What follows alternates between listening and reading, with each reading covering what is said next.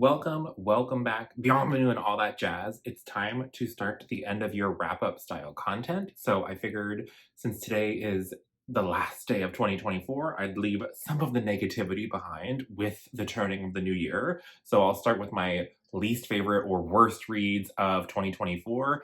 This is my 10 least favorite, most aggravating, or most mediocre books, because I think about the first half of this list is just kind of mid for one reason or another, or I have kind of conflicting, like, okay, Katya, positive and negative feelings, so they kind of balanced out to kind of like an overall, like, So all of that being said, I will try to keep things as spoiler-free as possible. If I need to go into any spoilers to fully vent some of my feelings on especially the later reads that I'll talk about, then I will put a spoiler tag on the video just in case. But I will be going in descending order as I spiral into the depths of my full hatred for some of these books. And I think I might actually bump some of these around, just adjusting the list, because I am actually committing to having things in order. In ascending order of my detest, disdain, etc. So the first thing I'll talk about is like the most definition of mediocre to me, and that was A Court of Frost and Starlight. I was reading all of ACOTAR at the very beginning of this year to get ready for House of Flame and Shadow, because if you know how House of Sky and Breath ended, then it really left in a place where we were going to need the context, because the Crescent City series, I was like, Jesus, what is the name of the series? The Crescent City series definitely is tying her worlds together. So this is the kind of novella that comes in between the original trilogy and the continuation of A Court of Silver Flames. And it's just like this random nothing of a like little Christmas time, Yule time tale. And I just don't love these characters enough to care about that kind of thing. So it was just like, I read it. I don't know that I needed to have read it to have context for the things that had happened, but I read it. So, and then the next thing is similar vein. I read Bride by Ali Hazelwood. This is the first romance of hers that I've dabbled a little pinky toe into, because it was obviously more paranormal in nature, with a werewolf male love interest and a vampire female love interest. I would have liked the actual paranormal elements to be a little bit better fleshed out. We had some kind of vampire-y politics, which I kind of eat up usually, but I just feel like we didn't have enough of the vampire politics to kind of make it more interesting. And then, I mean, I don't really care. There is some like nodding type stuff from Omegaverse that I think some people were a little like side-eyeing, but this was tame in comparison to something like Squeak, which I also read. It was just fine. Like, I'm not mad at it exists. It doesn't elicit very strong emotions from me one way or the other. It's just fine. And then similarly, I think this is the last one that I'm very particularly neutral on, and that would be Swordcatcher by Cassandra Clare. I really have a great time with the Shadowhunter world, because it just leans into that kind of CW style Buffy or Charmed, but like very high drama, kind of campy, paranormal mystery type stuff. And so I was really curious to see what would happen, because I believe this was supposed to be like her adult debut. And I always kind of side eye it when we have an author that has built a successful career on making young adult stories, and then they pivot and it's their adult debut, because it tends to feel more along the new adult range, where we have like more graphic content, whether that's sexual or like more explicit violence. And then we have like maybe some swearing, and that's like what makes it adult, but the characters themselves tend to act in a much younger, more irrational way. So it never really quite gets there for me. And Swordcatcher was fun enough. I just feel like it was a kind of very classic kind of medieval-esque fantasy world, where we have the prince and then his sword catcher, who is like his bodyguard, and we get kind of embroiled into some political machinations. But it's like, I don't recall if there was even a stitch of actual magic or anything that felt fantastical. It felt almost more like historical fiction-y to me, but like in a secondary world, which is always not going to necessarily be my jam anyways, because if you know anything about me and the books that I tend to love, they are high magic, really epic in scope, and this one is just not that. So I will still probably pick up the sequel, because it was like fun enough and I liked the characters enough, especially now kind of I know more of the vibe that I'm going to be getting with these, but it was fine. And then we're going to start slowly descending. So then I have Dust of Dreams by Steven Erikson. This is book 9 in the Malazan Book of the Fallen. And I was just, if you have to put a preface in the book saying, well, you have to just accept that I'm going to do things in a satisfying way because this is really intended to have been one gigantic book 9 with Dust of Dreams and Crippled God as one book. But due to publishing constraints, it had to be cut. So I'm like, okay, but if you always knew it would never be published as a single book, that's kind of a lame excuse to me. You should be able to put a satisfying arc of a story in this. It was long as all. It was like, I don't even remember, like 800 or 900 pages. Like, you had the page time to actually flesh it out and make it a book in and of its own right without having to do this kind of lazy, oh, well, it's just really the first half of the final conclusion to my, like, come on, come on. Like, it didn't justify in my mind the page count. It didn't really feel like we were setting up that much for where we ended up going. And obviously I have always kind of not loved the tendency of Steven Erikson to take 15 pages to say what literally could probably have been said in a paragraph, because we spend a lot of time kind of in these repetitive circular philosophical arguments, which on surface level is not bad. However, I feel like if we were going to spend the time, because obviously Steven Erikson spends a lot of like time doing the anthropology of these different civilizations that have arisen on top of each other and all of these like ancient beings that have been around for hundreds of thousands of years and these godlike beings and all of these different aspects. I just feel like if you had this many different kind of viewpoints and cultural perspectives and different amounts of time that you've been on the world, that you would have different philosophies between nations. And I never really truly felt like when the characters are espousing their philosophies on page, that I could be like, oh, that sounds like it's from Darujistan, or that sounds like it's from the Seven Cities. It never felt regional in the same way that the actual like archaeological scavenging of empires building on top of each other did. So I think I just would always just roll my eyes because it felt like Steven Erikson was on his soapbox saying whatever he wanted to say about whether it was compassion or something else. And then there was always these kind of jarring hypersexual moments, especially with Shirk. And I hate Shirk. I hate her. Her and fucking Ublala Pung can like go jump off a cliff. But I have to hear one more time about how gigantic his member is and how he's the only one who could satisfy her. And like, it's just, I hate it. And I understand that there is that amount of humor sometimes with soldiers. And I get that there's like reasons for people who love this series who justify its existence. But for me, when I'm trying to pick apart like what is even really happening, and it's so obfuscated by these kind of erroneous details that maybe add a little bit of flavor to different characters, whether you like them or not, or whether you feel like you needed the comic relief because we do delve into some really dark things throughout the story. I could see it going either way, but just like this book was far too long, and there's no excuse in my mind for saying, well, it's not going to have a normal structure of a book because it was meant to be published with Crippled God, but I had to split it for public. Like, come on. Come on. That's just such a lame excuse to me. Moving on, the next thing I'll talk about is Fevered Star by Rebecca Roanhorse. This is book 2 in the Between Earth and Sky trilogy.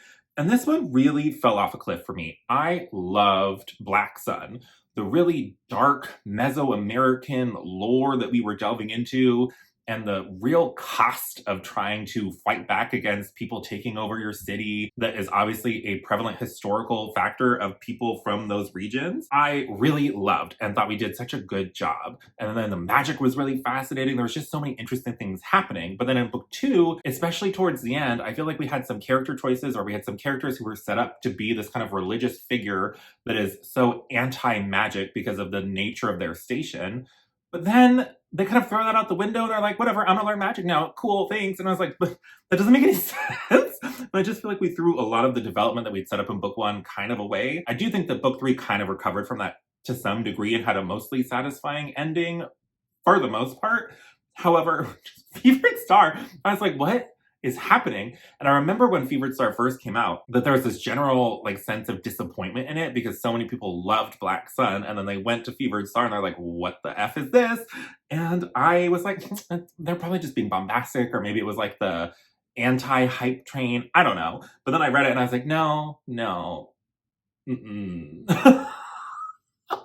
And then speaking of the next thing I'll talk about is A Court of Silver Flames by Sarah J. Maas. If you've been watching my journey with the kind of romantasy genre at all this year, I feel like it will be no surprise that this book is on this list because it leans harder than any of her other books ever have into the smut of it all. And it's also probably one of her longest books, like in the 800, 700, 800 page range. And I feel like we are supposed to be having this romance blossom between Nesta, is it Cassian? I don't even remember, whatever his name is. And I always have hated Nesta, the way that she is this entitled, bratty persona. And like, do we get a little bit more of a glimpse into why she was that way? Maybe. But we spent so much of this book just going to Pound Town and not really having an actual romantic relationship be developed in any meaningful way. Like the compassion for one another, where is it? Like I saw it from his side, but from her side, where?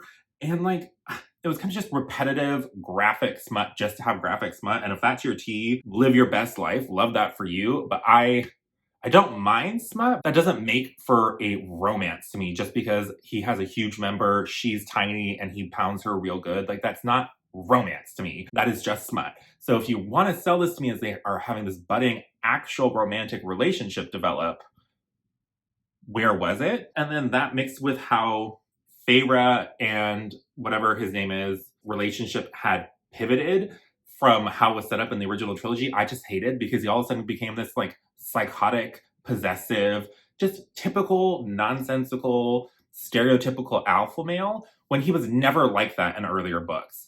And sure, you can make some arguments that their personal circumstances have changed, and sometimes that change. Like, I don't care. We spent so much time, and especially A Court of Mist and Fury, really doing the work to show their relationship developing, to show this real, true romantic bond between people. And there was some spice. There was a little bit mixed in there, but that wasn't the whole focus and foundation of their relationship. Wasn't just physical intimacy. It was more than that. And so I know she can do it. So then having that real solid foundation of how they were set up to have that relationship dynamic shift so drastically to just be this more stereotypical alpha male, I was really irked by that.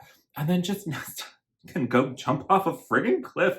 I find her so irritating. And then we did some cool stuff towards the end, but it felt kind of rushed because we spent so much time just going to Pound Town that the actual plot just felt kind of phoned in, where there were some interesting things that we were trying to go and find an item. But I was just like, come on, really? And then there's this asinine plot of she has to walk down thousands of steps to get to the town to do the thing because she's kind of had an intervention happening. And she always gets exhausted going down the stairs. There's never a conversation about her having any kind of difficulty or assistance going up the stairs. So it would be like she went down 100 stairs the first day. She made it 150 stairs the next day. And I'm like, okay, but going down the stairs isn't usually the issue. Like, I recently had jury duty. The courthouse that I had to serve at was massive. Like, I think it's like 10 or 11 stories of courthouse. And the courtroom that I got assigned to, I think was on the 7th or 8th or 9th floor, is like up there towards the top. And I had the genius decision that I was just going to walk up those stairs. Exhausting going up 9 flights of stairs. But at the end of the day, after being in that courtroom for, I don't even know, like, I think I got in there at like 9:30 and left at like 4:30, something like that. So like after almost 7 or 8 hours in that courtroom, going down the stairs, no problem. So I don't understand why we only struggled to go down the stairs. It made no sense. It was very bizarre, and I could not get it out of my craw. It got stuck in there, and I could not let it go. So those are the things that I'm like starting to get a little bit more negative on. Now we're really going to start falling off the cliff. The first cliff that I will talk about is How to Become the Dark Lord and Die Trying by Django Wexler. And I understand what this was trying to do, to be this kind of meta kind of take on the adventure fantasy genre. But at the end of the day, I don't understand the point of this book. I understand that our main character dies and comes back multiple times and has been doing this for a very long time. And so she's burned out and is like, F this, I'm no longer going to be the hero. I will become the Dark Lord. But we don't ever actually lean that fully into the Dark Lordness of it all. And then, like, why is she being resurrected? What is the point of this cycle? Who cares? Like, the stakes were never made clear to me. And so I felt like the only point of this book was to be very crass and overtly sexual, the majority of the book. And if that's your jam and you found it funny, whatever, fine, I can accept that. However, she was a bi or pan woman, was the main character, written by a man, Django Wexler, and she was just hypersexual in every interaction that ever existed. So it didn't it felt like almost on the borderline of like, is this kind of offensive? Because like I know bi people are always kind of stereotypically pictured as, oh, well, they can dip in both ponds, so they just want to bang people 21st. And like that's not true. So having a man writing this bi or pan woman who just every single situation, the second she sees somebody, she'd be like, I wonder how that split snake tongue would feel on my cuckoo, or I wonder how big it is, or I wonder, or like the really gross one that borders on bestiality, where this like fox creature that's kind of like imagine somebody in like a furry suit looks, but it's a real creature. And when he finishes, he like wags his tail, and there's some comment about how it's like a puppy licking peanut butter or something, and it's just like, why? I don't understand. Like, what is this book trying to do or say or anything? Like, I don't know. It was not good. It was really not good. And then the other one that I have like not good vibes for was When the Moon Hatched by Sarah A. Parker. This took the I don't know if it was Book Talk. I don't know. I thought everywhere on Bookstagram for a hot minute where that like if you thought Fourth Wing wasn't good, this is the better version of that. And where like I don't love Fourth Wing. It was kind of mid for me because it was so hyper melodramatic and like a little bit ridiculous and leaned more into the less than the love for this romance that was budding between the main characters. But this one, the main character is insufferably aggressive and just dumb at all times. She'll be tortured and be having these like sassy quips when the person's about to like literally like, start ripping out her fingernails or doing screws or whatever it is, like literal physical torture. And she's still like, and I'm like, you're just so stupid. It just felt like we crushed too much into this first book because there is an initial part where we're getting to know our main character in this city. And then like in the first third, there is this inciting incident, but we haven't really developed the relationship to make the inciting incident impactful in any meaningful way. So I'm like, okay, but I don't really care. And then we meet the romantic interest, and it's like, okay, but it's kind of awkward, and she's insufferable and rude and like awful to him the whole time. But then all of a sudden he's like gonna eat her out on the couch, but then no, I can't. Like, it's just bizarre. And then like there's some bigger reasons for the romance to be the way that it was, and it gave me major ick, and I could not get over it. Like once I got the ick, there was no coming back. It just was so bad. And then everything, it felt like the plot arc kind of a Throne of Glass, but kind of set in the world of Akatar. And so it just felt like these SJM things were taken, shoved into a new world, and done not as well. So it was just really irritating, and I really did not have a good time. I bet I read this one with Elle when she was doing her like romantasy project, and I think we both spiraled on this one because it was just like, it has to get better. Nope, no, it didn't. But at least it wasn't like completely offensive to me. The last two, I actually have like real personal issues with. The first one I'll talk about is Captive Prince by C.S. Pacat. This is marketed as romantasy or fantasy romance, and it is like dark romance at best, maybe grim dark. I don't know, but like it is not romantic in any way. And the way that graphic sexual assault is done on page is written in a way where it's almost fetishized from the way that I was reading it. I know where the people finished. I know how much they enjoyed it. I know that they started being like, no, no, no. And then it turned into a yes, even though it's like literally a sex slave situation. And so I was just like, what in the actual is this book? Like it was, I hated it so much. And like, maybe the author was trying to say something about these decadent societies, but this is one of those situations where I start to get a little bit just like a little bit of the ick factor as well, because the author, from everything that I've ever been able to find, is a cis hetero woman, and she pretty much exclusively writes male romances. Even in her YA series, it's mainly a like gay love subplot in that. And then in this, it's again a male dark romance with all of these like very strong themes around lack of consent and sexual assault and all of this other content. But I'm like, I don't understand why you are hyper fixated as an author on only queer male experiences, and why you're almost fetishizing male sexual assault. Like it was kind of gross to me, and really like started to get under my skin and make me really irritated. And then I went online and tried to find some reviews to see if I was kind of alone. And then it's mainly female presenting reviewers that are like, I love this, it's the best thing ever. And I'm just like, I don't know if there's like, it speaks to a deeper conversation because there is obviously some fetishization that happens sometimes with some women or whatever with male male romance in a similar way. Obviously, it also happens with men with female female, right? With any kind of thing kind of sapphic. So it goes both ways. But that fetishization just, it irks me to no end. And we could tell better queer stories about queer trauma or queer things. When that's going to be your fundamental theme, I feel like it should be handled by a queer creator of some flavor. And I understand that sometimes you're not necessarily going to know because sometimes the authors are in the closet and they're exploring things about themselves or what they like or whatever. I understand that that happens and that's a thing. But when all you write is male, male, and you have never, like, she's been an author for a hot minute. So I'm like, I don't understand. I don't get it. And that one really made me mad. And then similarly, my least favorite read of the year, and I know that I'm going to hurt some people. So, Assassin's Fate by Robin Hobb, book 16 out of 16 of the Realm of the Elderlings. I am just mad.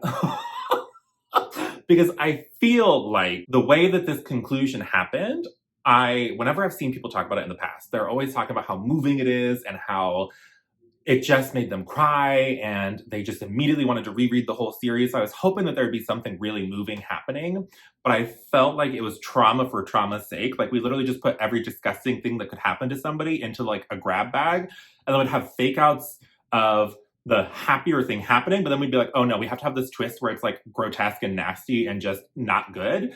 And I could see somebody reading into that situation and seeing some more real world situations in it. However, just the grotesque things that she decided to add to it just took me so far out of it where I felt like I was being overtly emotionally manipulated. And growing up the way that I did, there was emotional abuse in my household. And so I think that the second that I feel like somebody's just emotionally manipulating me to make me feel negative emotions, to make me feel negative, I hate it. I can't stand it.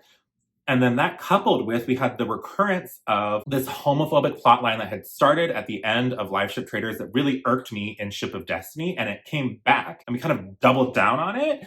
And it just infuriates me that there is this kind of through line. And yes, it's minor. So understand that it's from my personal lived experience. And so that's maybe why it seems more prevalent to me. And like realistically, it's maybe 50 to 100 pages across 16 books, whatever. But basically every every featured male character that is queer, gay, bi, whatever, that is on page is either sexually assaulting people graphically on page, and then we have to go into their POV about how good it felt, and if they think about it, they're going to go back and do it again. And that person is an abuser because magical trauma came down because they were abused as a child, which is already a very toxic stereotype that gay men are only gay because they were abused as children or didn't have a father figure. And having that element come back up again in book 16, I was like, are you kidding me? And I know that some people, sometimes the argument will be like, oh, well, it's a product of its time. Book 16 didn't come out that long ago, maybe 10 years. So maybe it predates legal gay marriage, but like, so what? That doesn't excuse that trope being there. And like 2024, it's still happening. You know what I mean? So it's not just like a dated thought or anything like that. Because even in 2024 in California, on the ballot from this year was whether or not the California Constitution should be changed for the language about marriage to no longer say marriage is between a man and a woman and to say something more along the lines of marriage is a right. And so even with that in the brochures that you're sent, because you're sent the pros and cons of the different ballots that are proposed or measures or whatever, the cons are like, this is going to allow child marriage and polygamy. And I'm like, oh. So people still have these thoughts, even in California in 2024. And so like, I don't know, just because it's the recurring theme, there's the main character, there's a character from Life Ship that is referenced again in Fitz and the Fool, the character in Rainwild Chronicles. They're just grossly abusive, manipulative. And I understand that like, you can argue that everybody in Realm of the Elderlings does kind of bad things, and Realm of the Elderlings kind of borders maybe on grimdark in some aspects because it is a rather messed up world. Happy things never happen. But like, that's going to be your representation of queer characters. And then there's people who read into this like subtext and say that there's this queer reading of the wit magic and how, because it's like shameful and hidden, that represents or speaks to the closeted experience of queer individuals. And so I just find it fascinating that we're willing to do this subtext reading, but then I've never seen anybody else talk about the on-page representation of gay male characters in Realm of the Elderlings. We never talk about it, but we talk about these subtexts with Fitz and the Fool and this and that. But I'm like, okay, but so I feel kind of like I've been reading in a vacuum, and I know that I've been like shouting about it to Angela from Literature Science Alliance, and we've had some good conversations around it.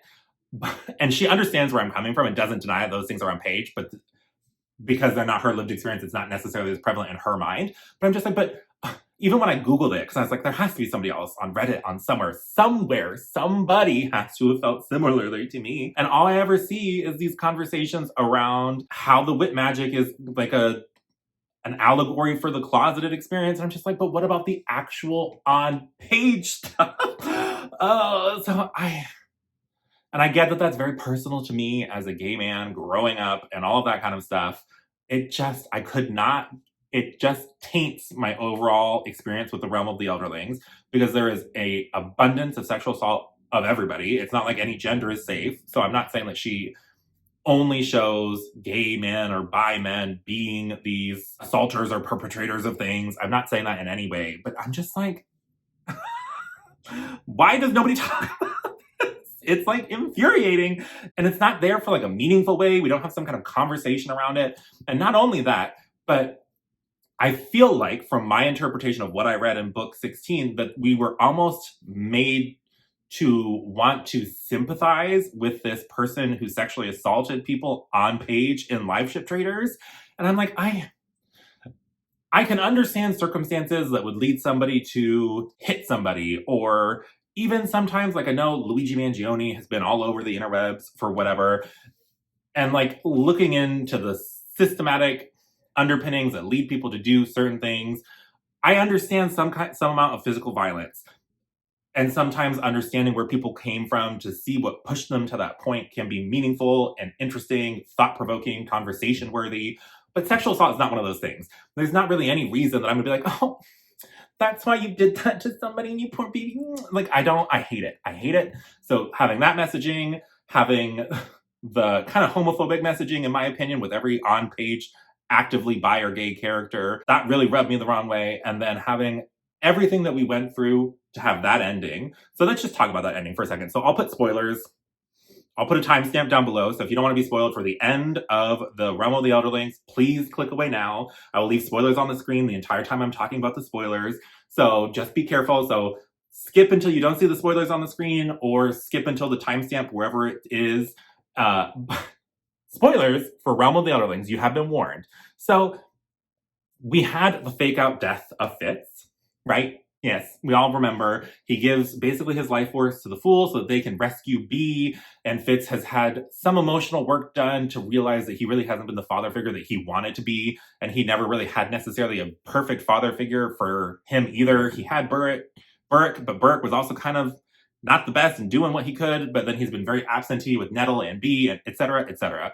So I felt like we were putting in this work for him to try to redeem himself with his children. And then he was going to die on the escape. Okay, fine. And then, oh no, just kidding. He got splashed with the skill, and we know that like the silver skillness tends to be deadly to humans. So I'm like, okay, well maybe he's just going to die from the skill, like a slow wasting, but maybe he'll have his chance to go see his children, talk to his children, have that moment of catharsis. No, he's just going to get sucked through the skill pillar the wrong way and go back to where we ended the Farseer trilogy. And and not only that, but then we get the information that the reason sometimes people lose time in the skill pillars isn't just some random epigraph at the end of book 16 of 16, that they're actually directional. And so when people go the wrong direction, that's why they lose time. I'm like, well, that feels a little convenient and cheesy to have now. And so he loses some time, and we come to find out that the dart that he got hit with when he was escaping was full of parasites. So he now has some parasitic infection, and Fitz being Fitz decides to be a selfish little bitch and just, well, I'm done. I'm done. I don't care anymore. I'm just gonna carve my wolf and die here in the wilderness. And I'm like, okay, but you've already like abandoned your children so many times, and you like had done this work, I thought, to like want to be there for them and help them and like be the dad that they need, but you're like, oh no, never mind, I'm just gonna die because I'm over it. And then we have to read these incredibly graphic descriptions of sores on his back with little worms squiggling around and how itchy it is and how Ketrigan has to put different kinds of grease on it to help him not be itchy, and he coughs up worms and he's just like dying graphically, horrifically. And I'm like, but why? Because he's already going to die from the skills. So why are we adding this extra layer of just grotesque nastiness just like to have it there? I don't understand. And I don't find that poignant. I could see people who have had family members die from different kinds of disease, whether it's cancer or some kind of autoimmune or whatever. There is this like frailty, and just watching somebody like physically wither, I understand that that is traumatic and relates to a lot of people, but I feel like we could have done that from just the silver being on him. I don't know why we needed the worms added on it with these really graphic descriptions. I don't understand. And it seems like he could have been healed. He could have done it. We theoretically could have tried, but he just decided like, no, I'm good, whatever. And so it's like, okay, but we're just going through this trauma because he was, I don't understand. I don't understand. And I don't mean to like diminish anybody's emotional response to that. If that really speaks to some experience, I'm so happy for you. But for me, I just felt like we just kept adding on layers to make it more and more traumatic, just to make it more traumatic. And I didn't feel catharsis at the end of the series. I just felt like I was emotionally manipulated with trauma, and that just did not speak to me. And that's unfortunate, but I will always have my experience with the Tawny Man trilogy. But yeah, I think that's all I want to say. Oh, and then the other spoilers, I guess, since I'm already here. Kenneth having to go into the graphic scene where Paragon makes Fitz relive one of the times that Kenneth was sexually abused by the former captain. I don't understand why that was there. I understand that in the moment it was Paragon trying to show Fitz that Kenneth's son was not his father. But I'm like, okay, but like what, authorially speaking, why is this here? Why? Like, you're just trying to build empathy for Kenneth and like what he went through. And like, I don't care. He graphically assaulted Althea. We had to go into his POV in Ship of Destiny where he's all like, oh, that was the most amazing feeling ever. If I think about it too much, I'm going to go back and do it again. Then he dies. Paragon gets his eyes. And we already had to mention the first time we see Paragon again in friggin' Assassin's Fate that, oh, his eyes are different from Fitz's because he has Fitz's face, obviously, because that's what Amber carved into him. And I'm just like, why are we just quadrupling down on this? I don't understand. And if you felt differently, I'd love to hear from you, but whatever. I guess I'll stop there because I could just keep ranting. Like, this book made me really quite angry when I finished it. But spoilers done for now. So anyways, that concludes my 10 least favorite or worst reads that I got to in the year of 2024. If you want to just leave an emoji, maybe leave some kind of wolf for Assassin's Fate. And I'm like so discombobulated now after ranting about freaking Realm of the Elderlings. Anyways, if you would like to comment or have any chats about any of these books, if you want us to talk spoilers, I'm happy to do so. Just make sure you say what book it is and spoilers, and then enter a bunch of times so nobody accidentally gets spoiled for anything in the comments. But that will conclude my negativity for 2024. I guess until I do a December wrap up, and I'll have to mention this book again. And maybe, I don't know, because now I've finished Realm of the Elderlings, Malazan Book of the Fallen, Wheel of Time. I'm caught up on the Cosmere. So maybe I'll go into, and I'm caught up on Drizzt. I'm caught up on a lot of the massive, either ongoing or fantasy greats. I read Memory, Sorrow, and Thorn. I do need to continue on because I know that there's another series in that world, The Last King of Ostenard or whatever. So maybe once I finish that, I'll go back and I'll do like a retrospective of who I think these big series is best for and which one was the best for me. I think that could be interesting to kind of help steer people if they're thinking about looking at some of the epic. Oh, I'm caught up on A Song of Ice and Fire. So I can look at some of the like greats of the genre and maybe compare and contrast in a non-spoilery way and kind of steer people one way or the other. If that would be interesting to you, let me know, because I think that could be kind of fun to talk about. But that will do it for this video. My next video will be my 10 favorite reads from 2024, so look out for some positivity coming your way. And I hope this video was at least entertaining and not too triggering. I know a lot of people love the Realm of the Elderlings, and I seem to be the dissenting opinion, but that do be life sometimes. But I hope you have a great rest of your day. Have a happy new year, and I'll talk to you in the next one. Bye!